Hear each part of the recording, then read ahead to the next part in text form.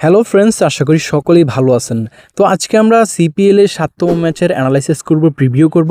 কোন মাঠে খেলা হবে, কেমন রান হতে পারে আজকের ম্যাচে এবং কোন টিম এগিয়ে থাকবে। তো দুটি ম্যাচ যে হচ্ছে খুঁটিনাটি সম্পূর্ণ অ্যানালাইসিস, সেটা কিন্তু আজকের ভিডিওতে আপনারা পেয়ে যাবেন। তো আজকে আরেকটা খুশির সংবাদ হচ্ছে বাংলাদেশ অস্ট্রেলিয়ার সাথে যেভাবে খেলতেছে সেটা বলতে গেলে মন জয় করার মতো, এবং আমরা হারি জিতি বা ড্র করি যেটাই করি অবশ্যই বলতেই হবে খুবই ভালো খেলেছে, সকলের মন জয় করে নিয়েছে। তো আমরা অনেক হ্যাপি এবং হচ্ছে সবাই বাংলাদেশের জন্য দোয়া করবেন যাতে ফার্স্ট টেস্টটা জিততে পারে অস্ট্রেলিয়ার সাথে, অস্ট্রেলিয়ার মাটিতে। আজকের ম্যাচটি ড্যারেন স্যামি স্টেডিয়ামে হবে। তো এই মাঠে সম্পূর্ণ অ্যানালাইসিস করতে হবে, প্রিভিউ করতে হবে।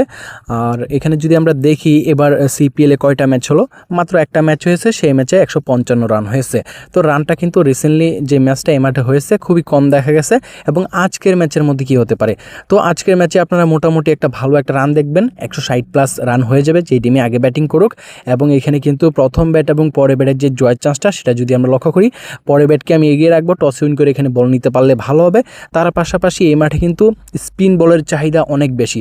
আপনি লক্ষ্য করবেন দুই টিমের মধ্যে যে টিমে স্পিন অ্যাটাকটা একটু ভালো মানের থাকবে তারা কিন্তু আজকের ম্যাচে বোলিংয়ের দিক থেকে অনেক ভালো পারফরমেন্স করবে এবং জয়ের চান্স বেশি। রানটা কিন্তু মোটামুটি 160+ হয়ে যাবে এবং স্পিন বলারের কিন্তু রাজত্ব থাকবে।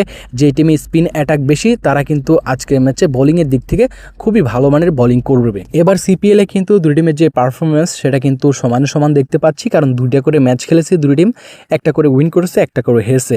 তো এখানে পয়েন্টটা কিন্তু দুই টিমেরই সমান, কাউকে এগিয়ে রাখার মতো না। তবে হেড টু হেড রেকর্ড ইতিহাস বলে অন্য কথা। এখানে সিপিএলের ইতিহাসে 4টা ম্যাচ হয়েছে, দুই টিমের ইতিহাসে 4টা ম্যাচের মধ্যে এখানে লুসিয়া কিং কিন্তু 4টাই উইন করেছে, ফ্যালকন কিন্তু একটা উইন করতে পারে নাই।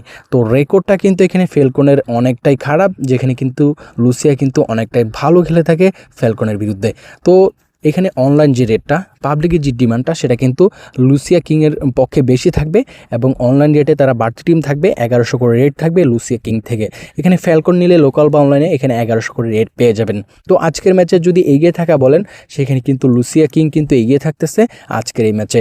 আর এখানে একটা কথা বলতেই হয়, তানজিম হাসান তামিমের 100টা কিন্তু অসাধারণ ছিল এবং শান্তও কিন্তু 50 করেছে। তার পাশাপাশি বাংলাদেশের ব্যাটিং লাইন আপ কিন্তু অনেক ভালো খেলতেছে।